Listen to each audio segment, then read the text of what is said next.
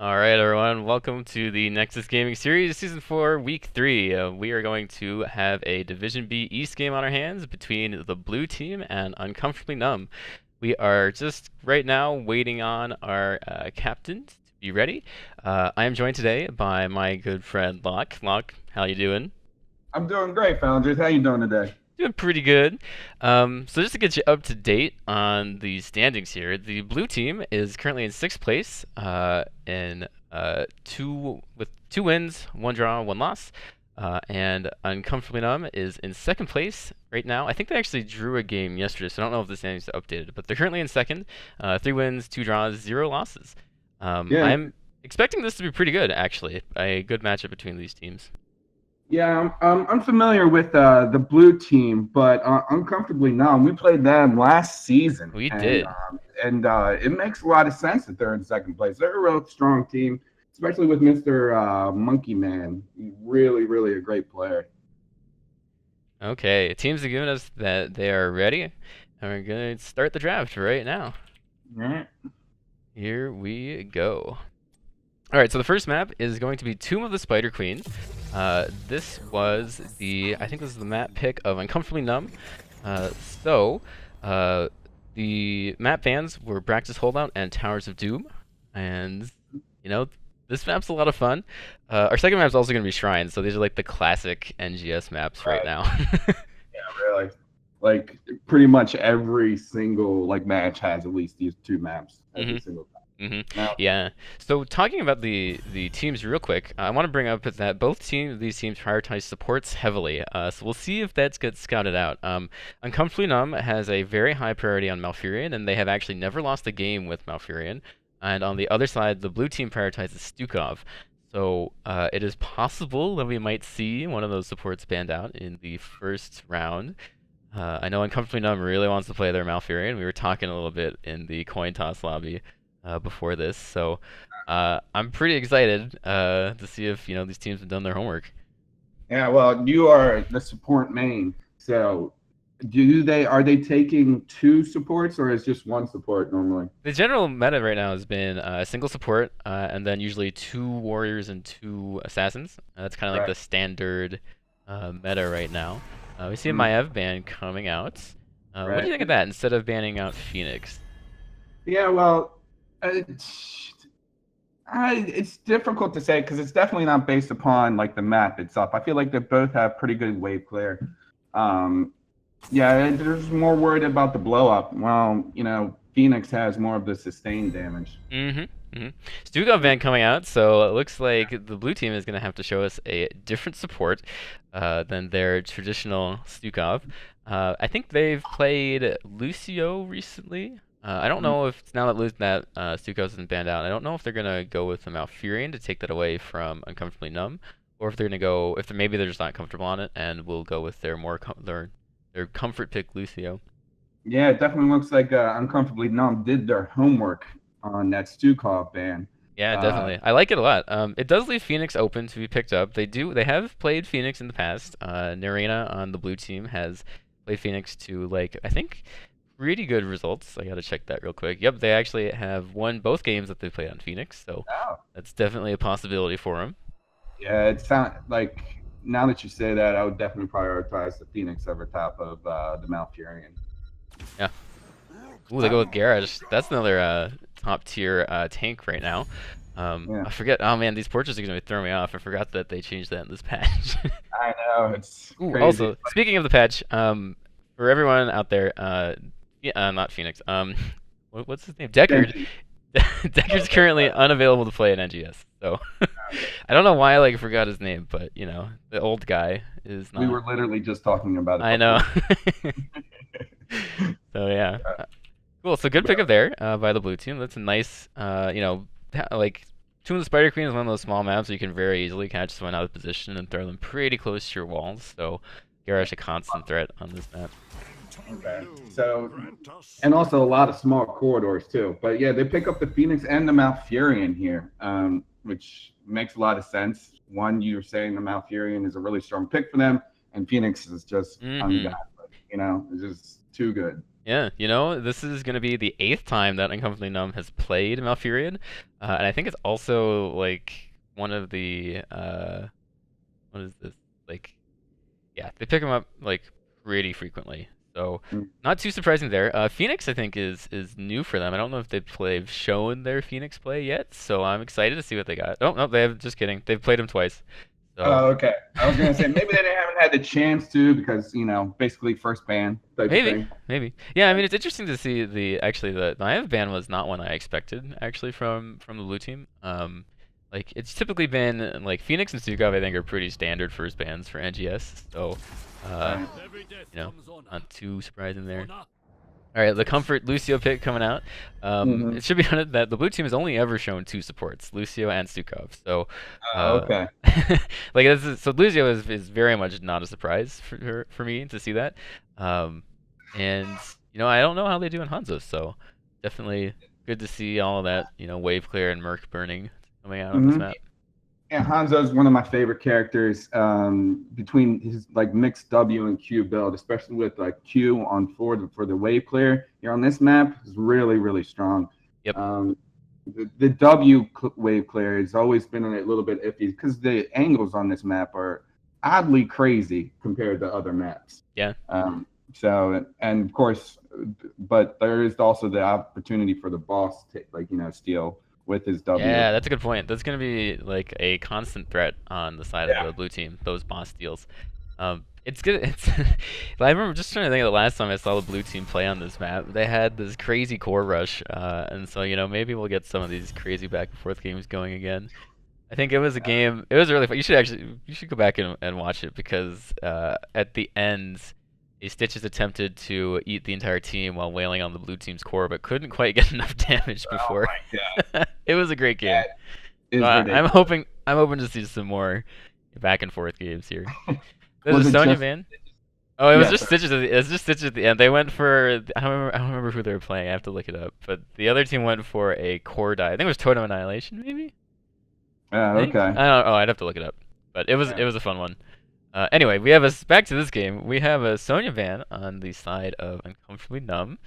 It's another one of my favorite characters. Yeah, Sonya. Yeah, well, tell us how you think Sonya's been doing in the current patch. I think still doing great. It's so tough to beat Sonya in lane, right? Sure. Especially if they whirlwind on top of the lane. They're constantly healing. They're able to push back 95% of heroes. And it's just really good because you need that lane presence, especially, in the bottom lane. But now, blue team's not going to have the opportunity to take it. Yep. Blue team bans out Diablo, and Uncomfortably Numb picks up Junkrat here. And Leo for their solo laner, I'm guessing. Diablo, a good ban. Definitely on this map, a lot of walls to, and a lot of damage. People into. Yeah, that's one of the things I always underestimate with Diablo. It's like, yeah, he's just gonna slam you into a wall, it'll be fine. And then in later levels, it's like, nope, there goes half your health. Yep, exactly. And sometimes like 3/4, maybe even the entire thing. That's the idea, right? Yeah, exactly. But well, all right, let's see. Last 2 picks coming out for the blue team. See what they want to go into. I think they probably need a little bit of burst damage, I think, on their team. I agree. A little bit more consistent damage, too. Have Hanzo's not that consistent unless he goes more Q build than anything. Yeah. But then again, they have the Junkrat on Uncomfortably Numb, who doesn't have very consistent damage either. Just like that annoying, oh, I ran into a bomb type of damage. Yeah, I think on the side of Uncomfortably Numb, I'm looking at them. They have a lot of ranged poke right now, and I think they're probably going to pick up like a melee bruiser to round out their composition. They're always one of the ones I was thinking that Uncomfortably Numb would go into. I think it works pretty well on the blue team side as well.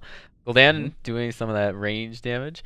Still don't see that much burst on the side of the blue team. So one of my concerns is always that if they're not able to, actually focus someone down and take them out, it's gonna be difficult for the blue team to actually win the team fights. We'll see how that goes. Yeah. But just to talk about the positives, like Thrall is another one of those lane bullies. Disabled. I don't know how he'll be able to fare against Leoric, but I think he actually does pretty well. If If Leo is able to, it's one of those skill matchups, right? If Leo is able to land the spooky hands, then Thrall, is gonna have a hard time keeping up. But if Thrall, on the other hand, manages to dodge the spooky hands and also get his lightnings off, he's Yeah. gonna do pretty well in lane. So I think Yeah. it's a skill matchup we'll have to keep an eye on. It's a lot about those chain lightnings and whether or not, like, how the spooky hand, of course. The Yeah. Nubarak. I could, Nubrak, yeah, is right. Mhm. So, is that going to be for the lockdown on the Lucio? I think so. I think it's, meant to kind of disrupt the backline, right? Like, if they're able to get to Hanzo and Gul'dan, it should be possible to take them out pretty fast. They don't have that much health. If they're able to focus down a single target as well, Lucio, Right. as we know, is really good at doing spread healing, but not as good as saving a single target. So Yeah. And you're going to see, like, a lot of the tosses from Garrosh and the Nubrak being able to jump right in just to basically stop the Thrall to doing his burst. yeah, actually, that's a really good point. Leo too, able to get out of that pretty easily if he has his unstoppable up. So yeah, those are actually some pretty smart picks to make sure that Garrosh doesn't get as much value as he could in the early game. Yeah. Yeah, Phoenix has actually everyone I think except Malf has an escape, right? I mean, Phoenix can just teleport out. Junkrat, if he uses his mind correctly, can get out of there. So it looks like Malf is just gonna have to be careful, but based on how they've been playing before, I don't think that's gonna be much of a problem. And what is it at level 13 with Ice Block with Malfurion? Mhm. Doesn't that's another way to negate it as well. Yeah, that's it's that's definitely one of the things. Like after level 10, if Malfurion picks up Twilight Dream, Garrus is gonna be careful if he throws Malfurion back because that can just with an Ice Block that can set up Malf for a massive Twilight Dream. So Yeah, I'm looking on the side of blue team, and I'm going back to your comment about the burst damage and if they're actually going to be able to get a kill. I'm starting to agree with you. I'm not 100% seeing it. The right. Gul'dan does have the sustained damage, so. All right, so we're gonna introduce the teams here. On the left side, we have the blue team. We have Ember playing Lucio. Duke of Sky, I think he's playing Gul'dan. We have Narena on Hanzo, Snag and Nanus. I actually don't have any idea how to say that, Snag. Please correct me. On Garage. And we have Blizzard Hero on Thrall. On the red side, we have Uncomfortably Numb. Locke, introduce them for us. Okay, yeah, we have the Spectre on Leoric, Pilot of Earth on Malfurion, Novus on Junkrat, almost, and Mr. Monkey Man on the Phoenix.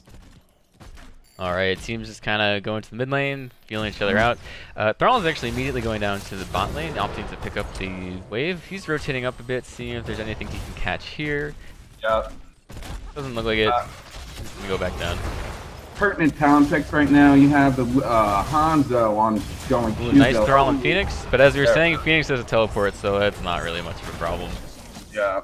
There's the thing, no lockdown without the Thrall with their W. Ooh, that's a good point. Yeah, Thrall's going to be in the solo lane, so it's going to be difficult to keep them in place anyway, as, Garrus throws them back. These corruptions are getting pretty good stacks here. Yep, we're already at 6 stacks. Yeah.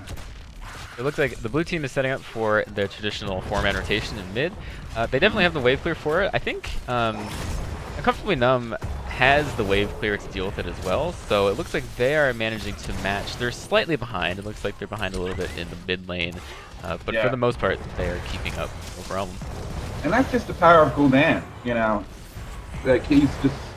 I mean, they pretty much have the Phoenix with his AOE, with the switching, with the W on the auto attack and the Junkrat. So, but Gul'dan's gonna win that early race.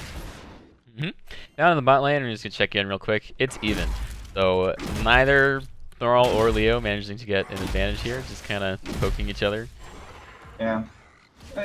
Leo's starting to pull ahead, and A little bit. Oh, coming up here, they're like, wow, the blue team is really like winning these lanes right now.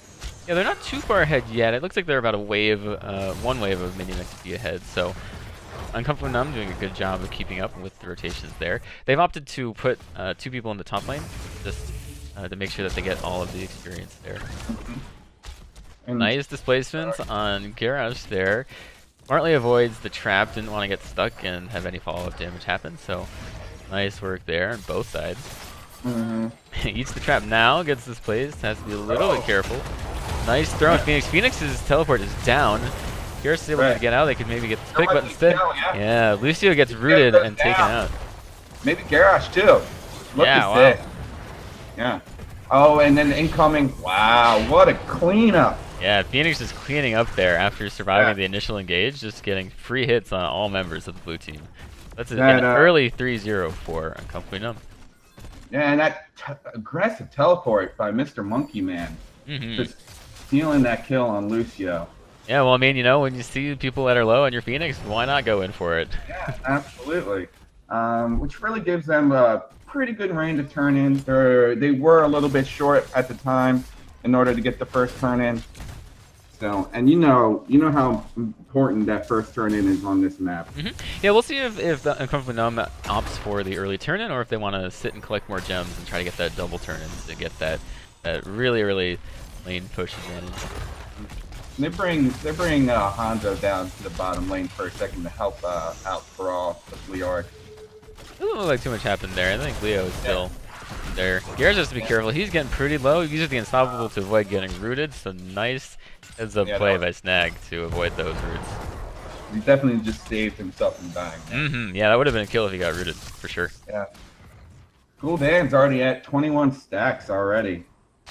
Yeah, nice work on that early quest there.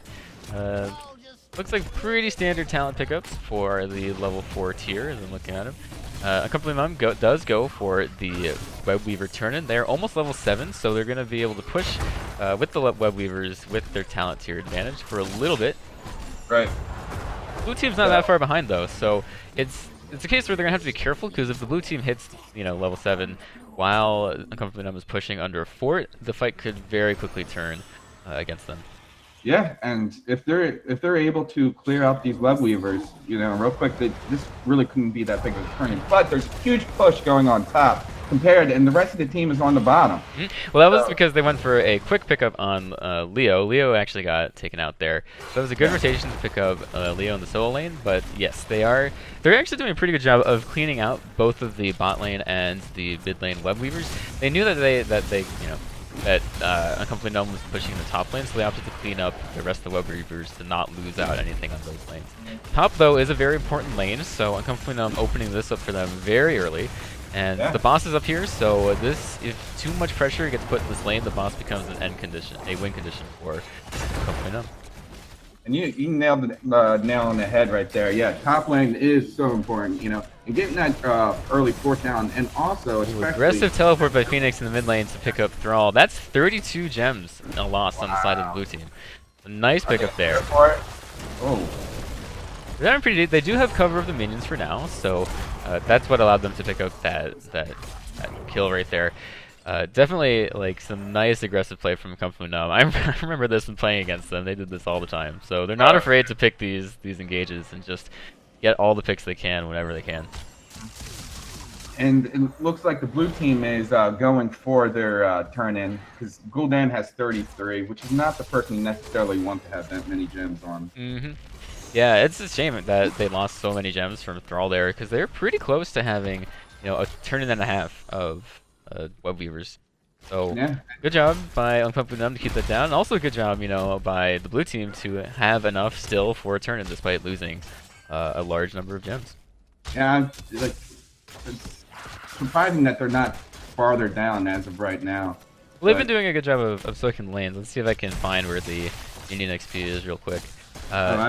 Yes, so looking at the XP, the blue team has actually out-soaked Uncomfortably Numb by a tiny bit. That's what's keeping them in this game right now. They are a level down, so they're gonna have to give up this. Oh, the Uncomfortably Numb is just short. They just picked up enough gems for it, so they will likely have to give up this second web weaver turn-in for Uncomfortably Numb and make sure that they don't lose any more gems on this push. And also now Uncomfortably Numb has level 10 advantage. I don't know if they're going to even be able to stop this. Well, they're not picking an engage yet, and the blue team is very close to 10 actually, just about a third of a level away. So we'll see if they're able to get a pick soon. Looks like Thrall is now 1v1 by Leo. We need to do a better job of picking that up, but Leo just barely getting away, so Thrall probably thought he could take him out, but stayed a little bit too long. Nice pick there by Uncomfortably Numb. On the ult side, Yeah, so on the alt side on Uncomfortably Numb, we have Twilight Dream picked up by Malfurion, Purification Salvo on Phoenix. We have the Entomb. I was really hoping for the Meme Beam and Entomb, because that's a pretty fun combo. But we do have Purification Salvo. We have Riptire on Junkrat and Cocoon on Anubrax. So Of course, pretty yeah. standard picks. I really wanted the, laser dream to come true, but not today. And the same thing on the blue team. Like, they all standard picks sound Garrus very. is going in for the Phoenix pick. Phoenix gets stunned. Nice combo there. The teleport saves his life. Oh my god. So we didn't get the laser combo. We got the Riptide and Tomb, driving the Riptire right into the garage there and blowing up everyone inside. Oh, That great displacement knockback almost from saves. Gul'dan. Almost. I think he might. No, Nubrax's here, so it looks like Gul'dan is going to go down as well. That was a nicely executed Riptire combo there by Junkrat and Leo. Yeah, a lot of coordination, and they're able to turn in as a result of it. Yeah, with the Web Weaver, Garrus needs to be careful. Not as much protection as you would hope. Nubrak gets thrown back into the the roots. Garrus almost going down to a Junkrat grenade, but manages to get away. Yeah, there was no sound barrier used by Lucio that last play. Yeah, I didn't quite see what happened if he got interrupted by an Nubrak spike, or if maybe I don't know. But yes, the sound barrier did not come out there. The ultimate timers are working again, thank Blizzard. So that's thank you. We have something working right on this patch. So Right. yeah, so the sound barrier is still up. Earthquake is not Earthquake. Sundering is still up. Oh, Hanzo gets thrown back into the team, jumps over a wall to safety. The Web Weavers, the only Web Weaver available is the bot lane one. Garrus trying to get a pick, gets cocooned instead. Riptire goes down. Yeah, Riptire gets interrupted by Sundering though. Leo is oh, super big low. shot. Yeah, nice pick on Junkrat, nice throw. Right, Leo goes there's down as well. Here comes the Purification Salvo on the 4 people. Sound Barrier There's comes out. Sound barrier to counteract that. Mm-hmm. Malfurion is low on mana and unable to heal. Yeah, Nubrak gets rooted, but he gets a dash out to safety. Yeah, great stun, great escape. That was a great turn by the blue team, but they have to be careful because I believe that this minion wave in the bot lane is going to take out their keep. So that's going to be the first keep of the game for Uncomfortably Numb. It's not, the worst lane to lose because the top lane keep is still up, but definitely some early lane pressure. I think Uncomfortably Numb is probably just fine giving up those 2 kills to open up that bot lane. Oh, absolutely. For a keep there, just to have that constant catapult pressure is just it's so strong. Yeah, definitely. It's definitely one of the underappreciated things of opening up the map. But they're going to have to be careful that the catapults don't get too much pressure. Uncomfortably Numb is probably going to be pushing the other lanes, so it's just something that they're going to have to constantly be aware of and constantly make sure that there's not a chance to backdoor in that lane. Yeah, and they're just painting the map here. They got the Siege Giants on bottom, and now it looks like Phoenix and Leark are taking the Bruiser camp in this interim here. Yep, blue team also taking their own bruisers, so that Uncomfortably Numb doesn't have a chance to invade and pick those up. Snag is going to go ahead and, snag himself a turn-in for the blue team. Yeah, I believe that's their first turn-in of the game. It is. So we'll see what they're able to accomplish here. It's going to be a little dangerous because it's going to be level 13 to 15. Soon to be 16 on the side of Uncomfortably Numb right about now. We'll see if the blue team wants to pick a fight. They're taking this fight a Palantir down. Let's see what they're able to accomplish. There comes the Garage and the Riptire. Sound Barrier successfully used this time. Right. Yeah, so Garrus actually got put in the cocoon, and the Purification Salvo did no damage to him, so a little bit of anti-synergy. Blue team now in. Yeah. Nice Dragon's Arrow, try to get Garrus out of there. That's always satisfying when you're able to use Twilight Dream to get a Thrall off your face. Gul'dan's likely going to go down here. No, he does not. The life drain keeping him alive against Phoenix. Blue team still unable to pick up a kill despite everyone being super low. This is one of the concerns again that we had in the beginning, that if the damage is spread too far, it would be very difficult to actually kill someone. Alright, so we have a pause on the side of the blue team. Thrall is disconnected, so we're just gonna kinda hold tight and make sure that everything's okay. And I hope that didn't really affect that last fight because Thrall was the Yeah. one that went down first. Yeah, it's hard to know. We don't know what's happening with the network situation there, but we'll get this game going as soon as we can. Yeah. So what does the blue team have to do here, Locke, to get back in the game? They have the web weavers, but it looks like only the top one is available right now. Mm. Well, the idea, I think what they really need to do is one, definitely use the top lane. You know, and then be able to sneak out a boss and just hopefully push through.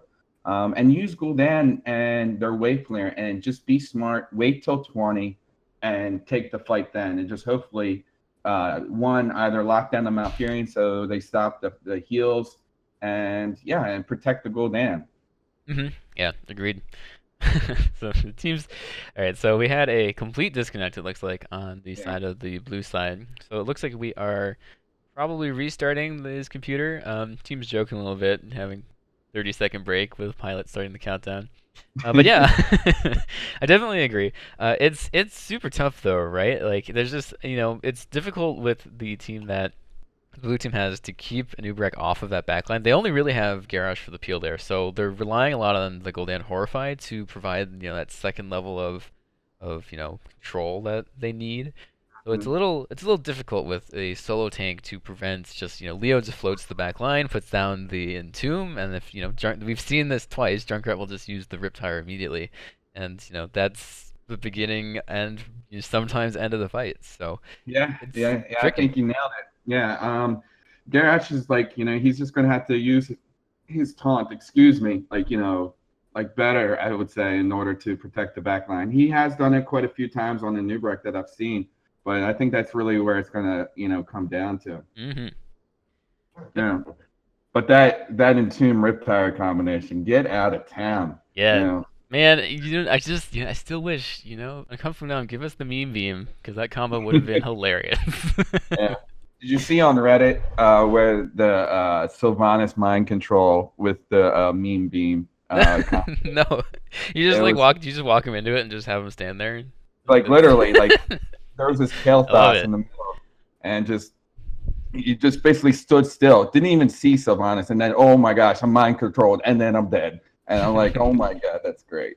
So That's amazing. Yeah, I just yeah, remember. I actually remember specifically like seeing the Entomb. I was really hoping for the beam, but it's because I actually had to play against it on this map, and boy, it was not fun, man. I mean, let's be honest, like the other ultimate is better, Yeah, but it's true. I mean, there is some I know merit, it is, especially with Leo having constant slows and everyone. Um, you know, nice but synergy there. there is some merit to it though with going against Lucio because he has all these AoE heals and the sound barrier that basically negates his ult in itself. Yeah, that fight So definitely went a little bit better for the blue team. The previous one, yeah, the Riptire was mostly handled by the sound barrier, so yeah, he getting was able some. to get it down. The Enumerak didn't cocoon him right away, so that really helped out. But hmm you can definitely see the level 16 advantage really coming through hmm for Uncomfortably Numb. hmm Yep. Just taking a look while we're waiting for all to catch up here in the game. Looking at some of the numbers, looks like teams are actually doing a pretty good job of staying even with the hero damage and healing and tanking.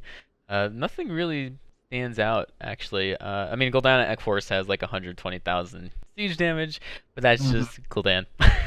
Yeah, I So mean you're just gonna expect it, yeah, yeah. especially when we were talking in the draft about these narrow corridors and things like that. That just amplifies the amount of pressure that Gul'dan can do. Definitely, So definitely. But I think Uncomfortably Numb's been picking their fights wisely. It doesn't look like I don't remember that if they've picked fights in those narrow corridors. It looks like they've yeah. tried to been fight in the middle of the lanes, so that gives them a lot of maneuverability around Gul'dan's corruption. It was a little bit dicey because they did pick that fight like right by the bottom turn-in, so Right. it was Gul'dan got a lot of value there. I believe his corruption quest is also complete. Yeah, it is complete. So gonna see a lot more damage from him coming out. Yeah, and unfortunately, like Hanzo has not been able to finish his level 1 quest with his Q, Yeah, he's which still. they're working on it. Yeah, Yeah, 4 out of 5. Who hasn't he hit? Like, Uh, who would it be? Malfurion? I guess I would probably. I don't know. I don't know. It's probably one of the You know, back lines. actually, what if it? I was gonna say Leo, but Hanzo went down earlier to go get Leo, so he probably picked up a stack there. Yeah. And that's probably So one of the main reasons why he switched lanes there, because I used to do that as well. just to pick up that last hit on the Hmm. Alucard. Okay, so Exactly. we have a Yeah. ready on the blue side. All right. Okay.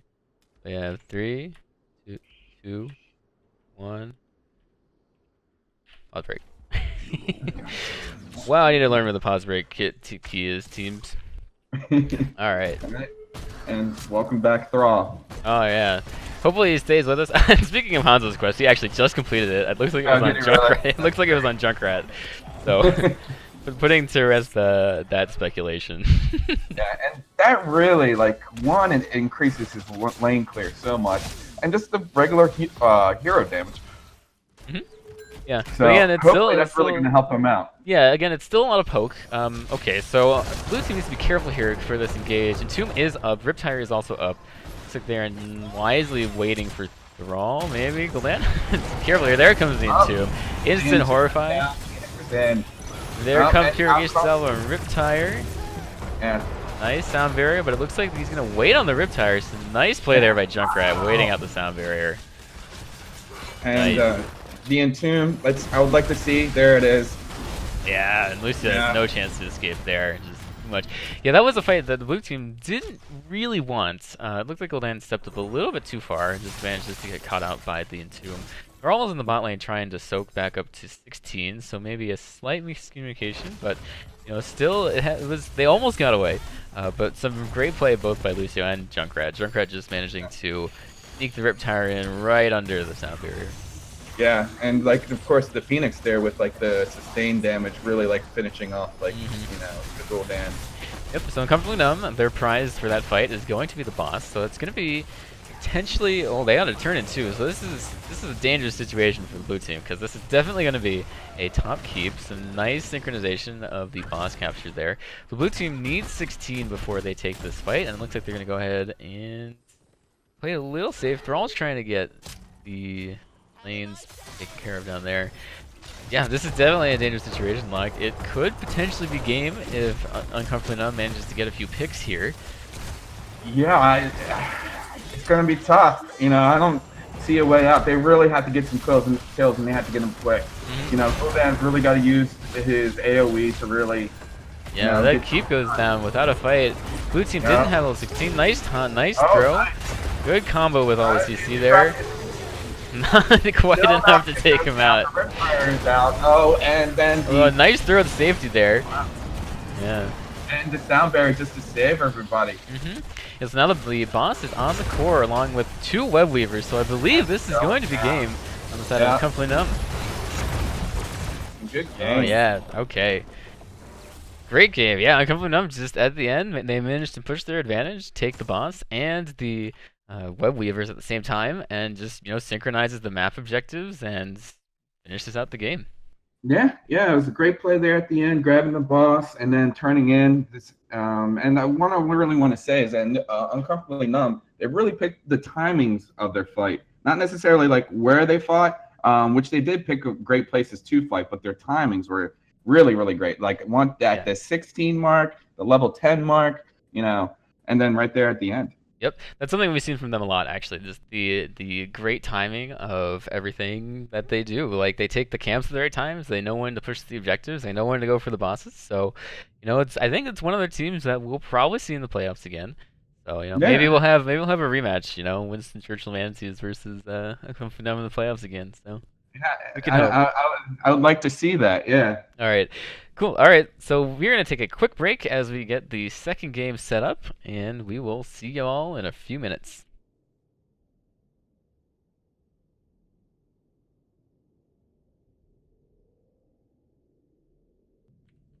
All right, guys. Welcome back for game 2 of the blue team versus the Uncomfortably Numb, and we're going to get this started as soon as I actually get focused back to heroes. All right, guys. Yeah, I know how to do this, I swear. All right, so here we go. Going into draft for the second game. Uncomfortably Numb took that game pretty decisively, I'd say, up 1-0 in the series. So we're going to Infernal Shrines. This is the blue team's map pick. So hoping to see some strategies they've got prepared for us here. Yeah, there's a lot of individual heroes that I like in this map. A lot of good, strong picks that you wouldn't normally see. Um, I'd love to see a Kerrigan come out. It's one of my favorite heroes again. Oh yeah, I know you like your Kerrigan. Oh, absolutely. That lockdown and people talk about base, but damn. Okay, that went in a direction I wasn't prepared for, but we have the same bans coming out actually. We have Stukov and Maev, so both teams actually opting to continue banning out the things they really don't want to play against. Yeah, and very, very quick ban on the Maev. They really do not want to be playing against her. Yeah. Wonder why that is. I don't know if they just had a bad experience, or maybe they just really are not. If they in their scrims, maybe they just haven't had much success against it. So interesting bans. Yeah, she is just a strong character, like the huge lockdown potential, and basically, when Maev gets close to you, it's basically saying you are not going anywhere, and I'm going to dictate this fight. And they don't want that. That's fair. All right, so Malfurion's win streak for Uncomfortably Numb is unbroken, so we'll see if the blue team managed to take a game off here. It's interesting that it's just, if it ain't broke, don't fix it. So I guess it's on the blue team to, change it up a little bit, see if they can put together a different composition to, well, since we knew it was going to be Mouth from the first pick, we'll see what they're able to do. I have the wrong map icon up on the stream. Sorry guys, I forgot to pick it. Do you think they're going to go double tank this time? Like, I think last game, one of the bigger advantages is that Uncomfortably Numb was able to really dictate those fights because of all that extra beefiness that they had. Yeah, I wondered. Yeah, we'll see if they still go with Garrus. Garrus, I think, is still pretty good on Shrines, but, maybe a Diablo pickup would be good for them in the first rotation. Also, I see, hey Manatees, I see you guys in chat. Thanks for sending it. Love you guys. Yeah, hey, look at that. There's the Diablo first pick. It's nice. I like Diablo on Infernal Shrines. Just a lot of walls to bash people into, Absolutely, absolutely. Yeah, especially inside the shrine itself. This is looking like a Manatees draft, man. Diablo Greymane. It really is. Am I playing the Greymane or what? if it's for us, you would be. So yeah. So Greymane, I love on this map too. Like the cocktail, I feel is so undervalued with this because you need the great lane clear and just the poke damage. Yeah, definitely good.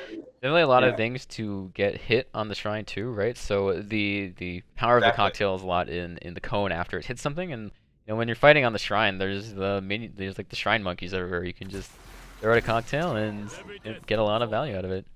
Yeah, Garrus on the side of Uncomfortably Numb and Hanzo, so I guess kind of saying that like, well, you didn't win with it, so we're gonna show you how it's done. So I don't know if they did that on purpose. I think they probably just like Garrus and Hanzo this map. Hanzo the same, gets a lot of value on that shrine, a lot of walls to get his geometry going.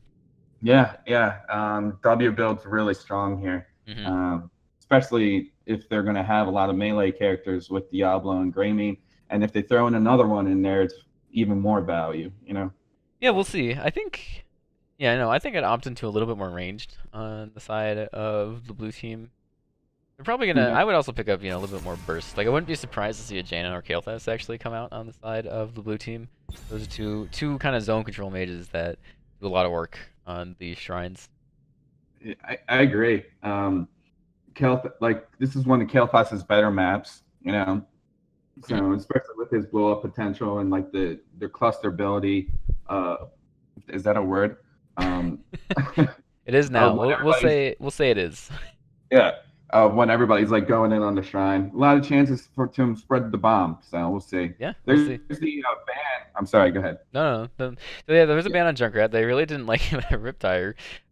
Or just the general, chaos that Junkrat brings. It's actually like, cause with a solo frontliner also, if Junkrat's able to, knock Garrus out of position, then the entire backline is exposed, right? So I totally understand that. I think And the maybe person that Respect Man, or played maybe just. Junkrat last game really had some of those great like blow ups and Oh really yeah, just and we're gonna have to go back and find that one, man. That was a good. That was a yeah. good. Good Riptire there. Nice combo. Sonya again, Yeah. the bans. So these are the exact same bans from Uncomfortably Numb. Sonya definitely good on Infernal Shrines. Just if you pick a fight on the shrines and Sonya is spinning, she not only gets healing from the shrine minions, but also everyone she's hitting. So definitely not something you want to deal with on this map. You are not wrong. So, and yeah, so they don't have like the blow up potential in order to handle it right now too. Hanzo's damage. They still got 3 picks though, so Yeah, we'll see. enough to fill it out. Oh, even on side of Uncomfortably Numb. Yeah, I mean again they still have 2 picks That's what I to mean. round it Yeah. out. Yeah, it's the middle of the draft. There's still options. Let's see what the blue team wants to bring out here. Mm-hmm. They've played some mages before. They have their mage player has shown Jaina and Kilhus in the past, so would not be too surprised to see that. Right. Let's see. Also, like I was thinking, maybe like a Tychus, right, to deal with Garrosh, but they go for Phoenix and Leo, Right. saving their support for last pick. Yeah, that's fair. I mean, you don't like seeing a Malfurion and Stukov ban without any additional support bans in the middle. There's not really any pressure on them to pick up the support early, so they're gonna pick up their damage and tank. You're absolutely right. You're absolutely right. Yeah, it's not like they have another ban to do it.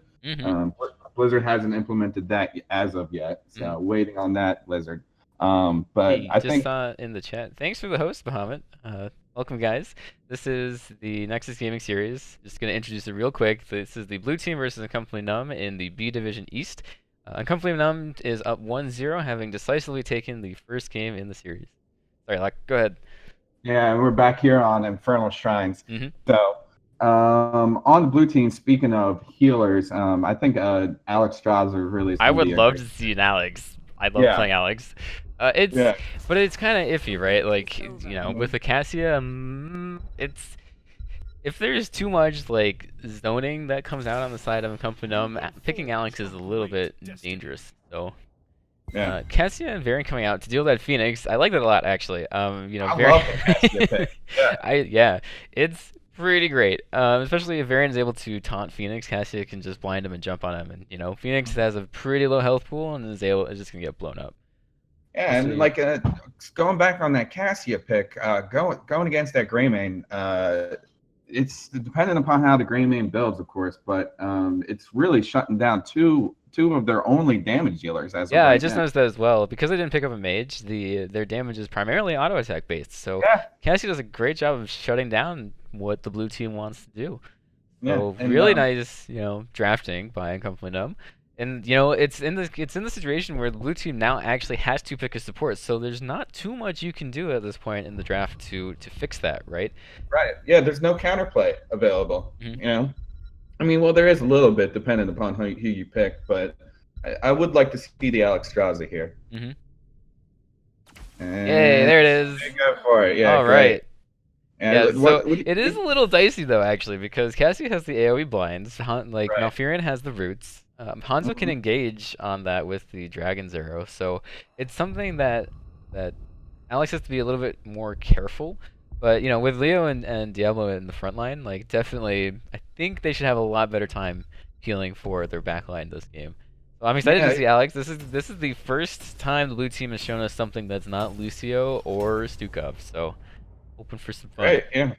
And I hope that they're all practiced up on it. But I think this match is really going to come down to is what the Cassia is able to do against this Greymane and this Phoenix. I think Diablo's probably not going to be able to go in as deep unless the rest of the team follows.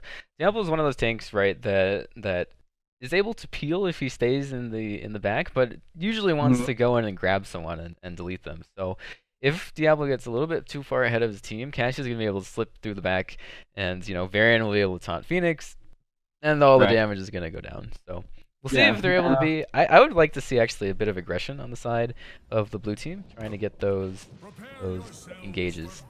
Yeah, I absolutely agree. Because one thing I do feel like that Uncomfortably Numb is missing, unless Varian goes a different route than taunt, is the burst damage. Like they're not going to be able. to really like capitalize on those good Garish's throws. Hmm. The mobility is lacking more so on the blue team compared to Uncomfortably Numb last game, but yeah, I think that they might be missing some of the burst damage in order to really capitalize All on that. right. We're getting in the game right now. I'm going to real quick introduce the teams. We have Ember on Alex Strauza, Dukes of Sky on Greymane, looks like. Narena on Phoenix. We have Snag on Diablo, and we have Blizzard Hero on Leo. That is the blue team. The red team is... Yeah, on Uncomfortably Numb, we have Patches on Garage, Mr. Monkey Man.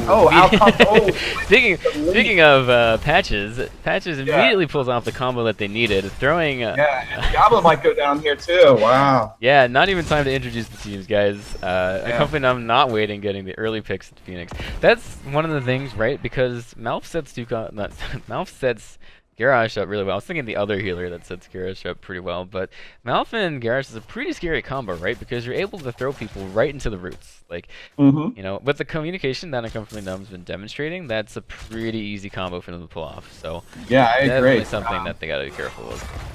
Yeah. The roots, yeah. Going back to that, yeah. That's a thought that I haven't thought of, like, you know, with drafting here. Yeah, it was a really solid draft by Uncomfortably Numb. Like, they are definitely showing that they know how to build their team, hiding the Cassia pick until they knew that the blue team couldn't actually counter it. So yeah. What do you think of this matchup with Cassia going against Phoenix here in the bottom? You know, I think it's a little, dependent on if Phoenix is able to dodge in and out of Cassia's range. Phoenix definitely, outranges Cassia, but she doesn't take that much damage from auto attacks when she's moving. So it's something where Phoenix should be able to poke her out, but it's not something that either of them should necessarily die to, you know? Hanzo going Redemption here. Opting to go auto attack instead of W build. Phoenix getting caught out here. Yeah, he gets a teleport away. Malfurion wasn't there to put down the roots as well, so Phoenix gets away to safety pretty easily. Both teams picking up their siege camps pretty early in the mid lane. The first shrine is going to be down at bots. Diablo gets thrown away just, for good measure, I guess. Walks right back. Yep. Well, it looked like Garrus was gonna throw him back, but no one was around, so I guess he just was like, well, I'll just throw this thing away then. The blue team really utilizing this Greymane with getting camps. I like that. It's good to apply the lane pressure in the early game. It looks like blue team's down half a level from those early kills, but not too far behind. They should be on even talent tiers for the shrine, assuming no more picks happen. Diablo rotating down, seeing if the Patches and Spectre are out. Nothing happening there. Shrine is spawning, so the blue team is moving to clear out the camp in the mid lane. Yeah. Very important. Yeah, nothing's really gonna happen there. Diablo goes in for the grab, but no real follow-up happening. I think, is this the Twin Blades variant? This is the Twin Blades variant. Oh my goodness. Alex heal not quite in time to save Diablo from getting just CC'd and taken out there. Last person I saw do Twin Blades variant was Grubby on one of his videos. Well, why not? If you think you can do it. Yeah, why not? Yeah. We were talking about how maybe they need like more damage. Yeah, well, you mentioned that, so that's, they do have more damage with that. It's also the case where they don't necessarily, I guess based on that first pick, they don't feel like they need the taunts on the side of Varian to deal with Phoenix, because if you get the Garage pulled right into the roots, Phoenix can't teleport out of that, so that's also basically a taunt. So. And it looks like the blue team is trying to get back on experience. They're giving up the shrine here. Yeah, but they did a good job of soaking the lanes. They're still almost on even talent tiers despite giving up those early kills. So nice decision there to give up the shrine, not really, give their opponent the chance to get more hero XP, and instead just opting to even up the levels here. Great level 7 advantage for Uncomfortably Numb. And look at the power of Greymane, just really like taking down the Punisher. Like, yeah, that's what it's called. You can call him John, it's fine. Oh yeah, that's right. Ooh, Diablo tries to get the push up against the wall on Hanzo, but ends up going a bit too deep. This is a 5v4. The blue team has to be careful to not give up any additional kills there. Yeah, it looks like they're trying to go for the quick pick on Hanzo, but Hanzo jumped over the wall before the Diablo push connected. So, just split-second timing there. Might have And made the like, difference. Garrosh took into the fray, and notice that he just basically tossed the Twin Blade variant into the I fray. like that. Leo has to be careful here. It's gonna be the Uncomfortably Numb going for a gank. He's got unstoppable though. He's fine. He'll get out of Yeah.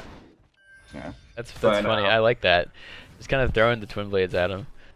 yeah, exactly. Oh, blue I mean, team that's going for a why- pick on Cassia. Nice grab, and Cassia's probably gonna go down here. Blinded everyone, so he's gonna stay alive for a few more seconds, but eventually it goes down. Nice pick by the blue team. I think that's what they need, you know, to get back on track in this game. They're only it's down really by yeah. Sorry. they're only down by half a level, so all like any pick they can get like helps. Doing a good job of keeping up an XP as well. Garrett's trying to interrupt this siege camp invade, but he's 1v5, so he doesn't want to really do anything there. Yeah. And yeah, they can't contest because both Hondo and Alfurion were getting their chance as well. So, and look, they're just going to paint the map. You know, once again, I love the rotation with Leoric going up against the Twin Blade variant. Just to basically steal that lane in order to keep experience going. Yeah, Leo doing a nice job rotating between lanes to get that XP. Blue team just trying to get all the camps that they can. It looks like they're probably gonna go up towards their bruiser camp. The top bruiser camp on the side of Uncomfortably Numb is being handled by Leo right now. Here comes the invade right here. Look at this. Yep, they're trying to get a pick on looks like Varian. Nice grab, nice body blocking. Yeah, and he's going down. Yeah, the blue team just really doing a good job on getting these picks, and now they are in even talent tiers. They did exactly what this is great. They did exactly what they needed to do to get back on even tiers in this next shrine. So they're going to be able to take it. Their siege camp. It's not going to get as much value as they would hope because the next shrine is up top, but you know, some really nice work just making sure that they soak all the lanes with Leo and getting the picks that they need to get back in the game. Yeah, it looks like we got another Entomb here on this Leoric. What do you think about that? Well, I mean, okay, so think about it, right? Like, if Cassian, we have Leo getting caught out there. Yeah, wow. Yeah, so, I mean, think about it. Like, if you have an Entomb and you have a Cassia going in and fending, that's a ton of damage, especially because no one's going to be able to get out of her blind there. So, yeah, I mean, I think I like it. I don't think Phoenix is too threatened here. He'll be able to get out just fine, you know, without a taunt and Varian, they're not going to be able to pick that up. So this is interesting. Yeah, this is interesting. Leo is in the bot lane. I don't know what I think about that. I think he was trying to pick up the XP, but they're already on even talent tiers, and all of their ultimates are up. Garrus has already used the taunt, so this would be the time to pick a fight on the side of the blue side. But the longer they wait, you know, Garrus is going to... Garrus is going to be, you know, his taunt will be back up, all the ultimates will be up on the side. We have a nice engage, nice apocalypse. Oh, Garrus is staying just barely alive. Alex might be able to finish that. Oh, in the Valkyrie. Nice. Okay, so sorry, I misspoke. I forgot Leo is on the other side of this game. So no, I actually like it because of what we just saw. Because like the APOC combo makes it really easy to keep people in there, and you know you have a lot of crowd control and are able to pull out the combo and just take people out. Yeah. Alright, yeah, I thought Leo was on Cassia's side, but I'm just confused. So listen to Locke. My eyes are bad. Blue team really turning this game around. Yeah, well, well, I think it's interesting. 2 kills. Yeah, we haven't seen Dragon Queen yet, so they actually kept that cooldown up. They I expect to see it now. Oh, There it is. All right, there's Dragon Queen. It's a great time to use it. The Entomb is down. We need to get this blown up on this. We need to get this. Yeah, we need to get this variant out of here. There he goes. Nice work by the blue team. That's super smart actually, because I love it. Because keeping Alex's Dragon Queen available for that second fight is great, because all the ultimates are down of both teams, right? So keeping Dragon Queen available for that fight basically gives them a slight ult advantage. Like, right, basically. you're absolutely right, because it is just as strong, if not stronger, than their actual ultimates itself. Yeah, so I really like that decision making by the blue team. Now that they are up a talent tier, level 13 and 12. Yeah. Nice pull by Diablo, but that Dragon's Arrow into a root. Now to try and save. Is it going to be enough? Got the Purification Salvo. Unstoppable's not going to stop the damage, Garage, so. Ooh, that was trying to get the pick on Greymane. They get Alex Strausen instead. Alex Strausen goes down. Nice stun on the variant by this Diablo. That's actually a situation maybe they wanted to have Greymane picked there, but that Valkyrie was going to get someone anyway, so. Uh, yeah, if Grayman got picked, he probably would have died on the way there. So. And I'm starting to really like this decision making too by this Leoric on the blue team. You know, deciding not to stay with the team. Yeah, I like it a lot. Yeah. This is something that I always bring up on shrines, that if you want to like get the most value out of the Punisher in the early game, what you're really trying to get is an experience advantage for the next, or talent advantage for the next shrine phase, right? So the best thing to do is try to soak as much experience as you can while you also push with the Punisher if you can. So it was also good timing for them as well because Uncomfortably Numb was respawning, so they had, you know, a little bit of time to get damage down. They have to lay out for the Entomb there. They're gonna be an Apocalypse. Doesn't look like it. Sure I think I like this on the blue team. Yeah, they gotta be careful. Ooh, Phoenix is blown up. Yeah. Yeah, you're right. They do. The power of Hondo. Oh, Leo just barely gets out. The spooky hand keeping him alive for nice now. Aggressive move. Yeah, that's the aggression we know from Uncomfortably Numb, not letting Leo get away. Yeah, I think you're right. I was hoping for the Apocalypse to come out and get some of the combo going, but it looks like they weren't sure if they really wanted that fight, and gave Uncomfortably Numb the chance to, you know, shoot the Dragon's Arrow right into that narrow corridor and turn the fight in their favor.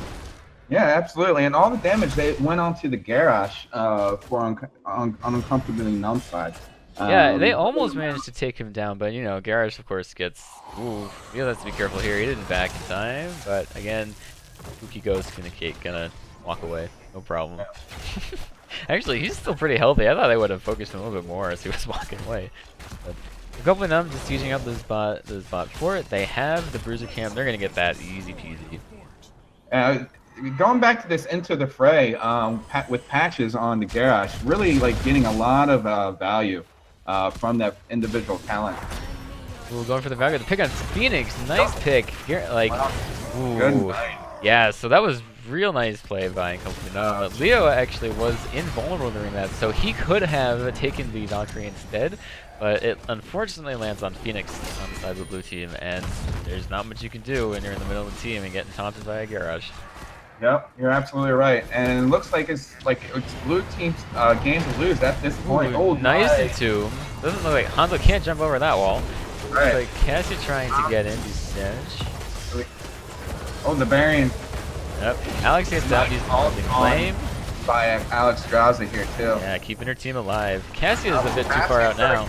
This is exactly what the blue team needs. Yeah, they're now level 16, just barely ahead of Uncomfortably Numb. I don't know if they're going to chase this. Alex needs to be careful not to get thrown out. She can still get deleted by Twinblade's variant. Right now. Yeah, oh yeah. It looks like Garrosh is going to be taken out as well. Right as the shrine is active too. This is great timing by the blue team. That staggered death by Garrosh is going to be a huge problem on the side of Uncomfortably Numb. Going to allow the blue team to top lane here. Yeah, they had a camp pushing the entire time. Just bring that up. I didn't actually. I don't know when they took that actually. It must have been like after they took that Punisher. But yeah, great lane pressure there.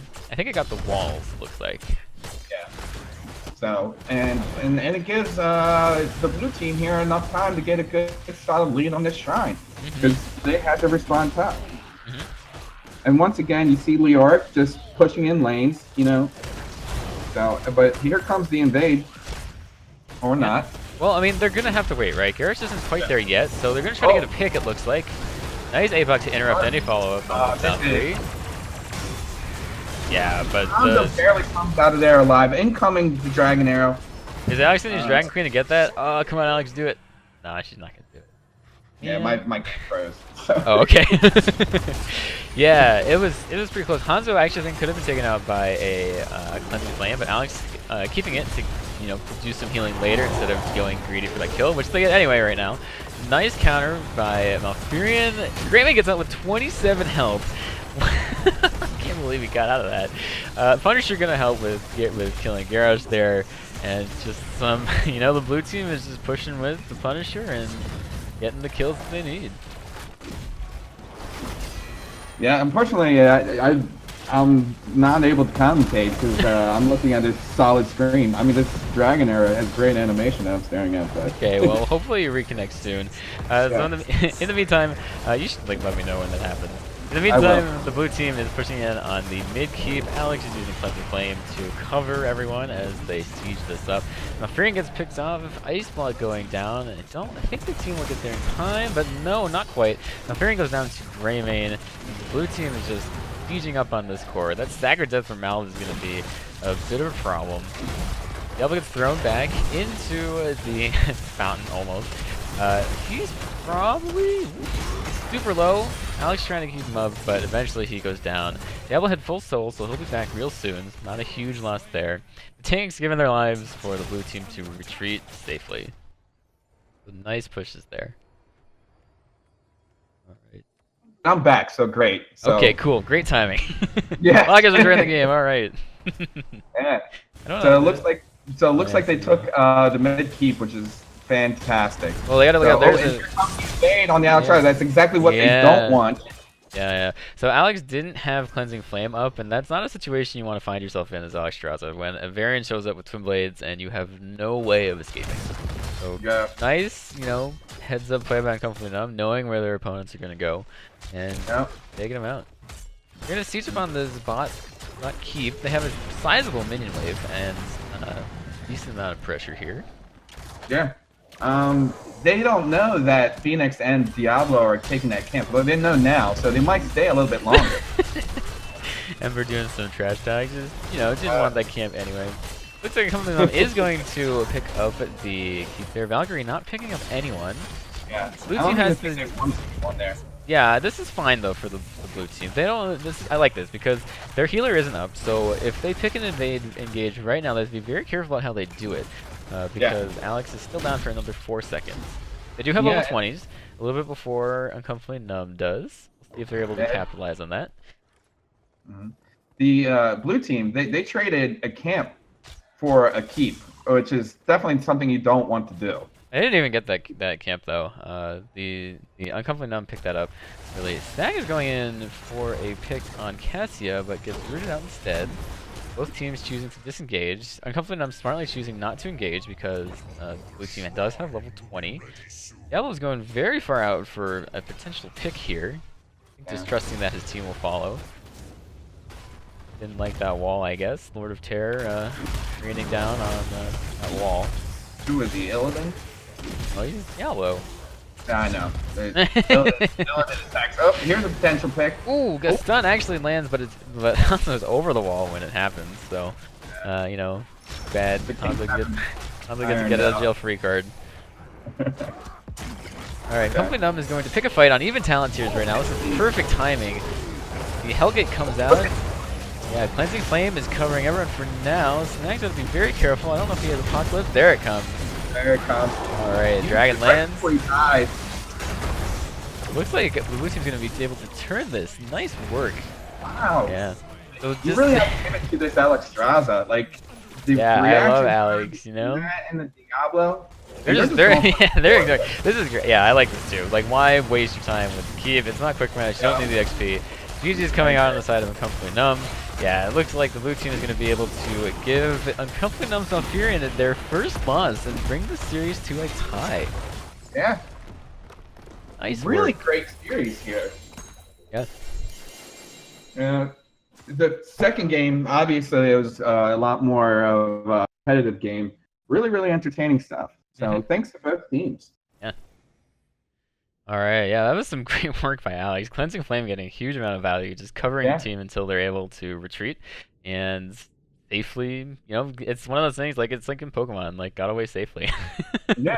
And looking at the stats here, Greymane did not die a single time during that game. Whoa, I didn't even notice that. That's awesome. Yeah, some great play by him. I'm gonna let's see. I'm gonna message. Well, I don't know if we want to do an interview here. I'll ask both teams. Yeah, because the captain. Well, actually, we'll grab. Let's see. Who do we want to grab? I'm gonna grab the blue team, I think.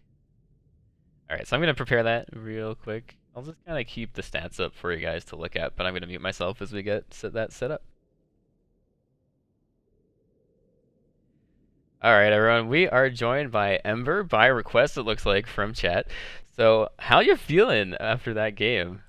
Oh my god, they were so close. It was like really good.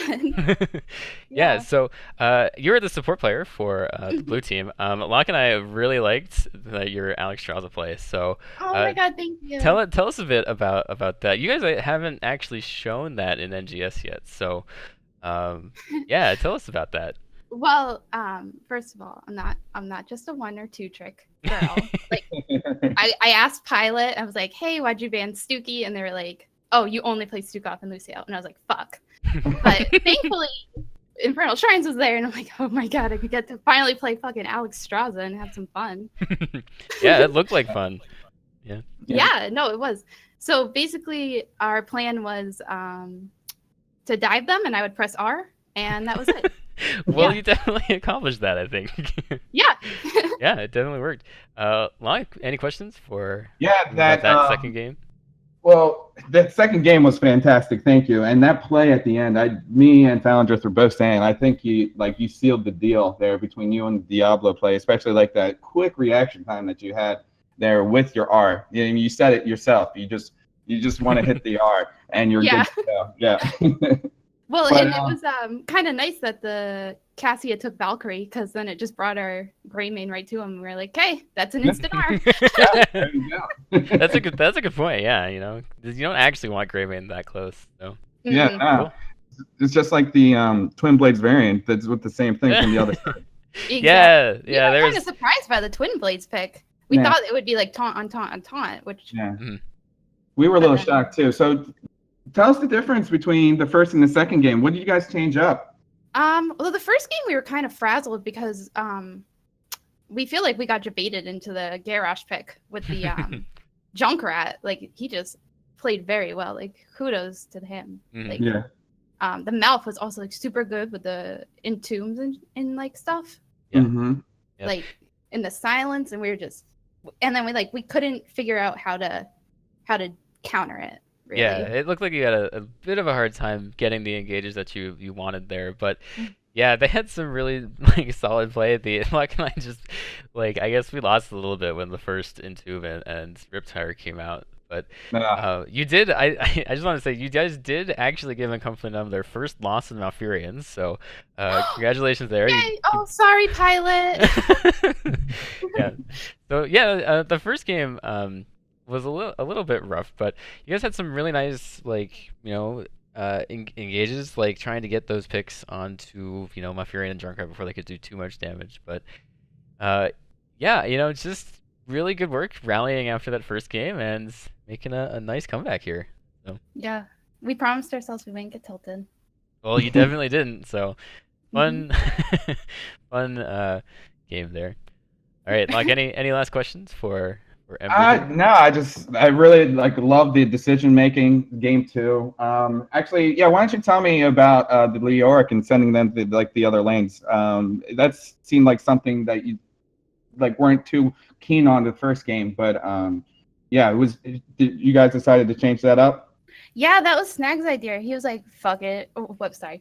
He was like, It's fine. he was like, "We ain't winning the soak, Leo."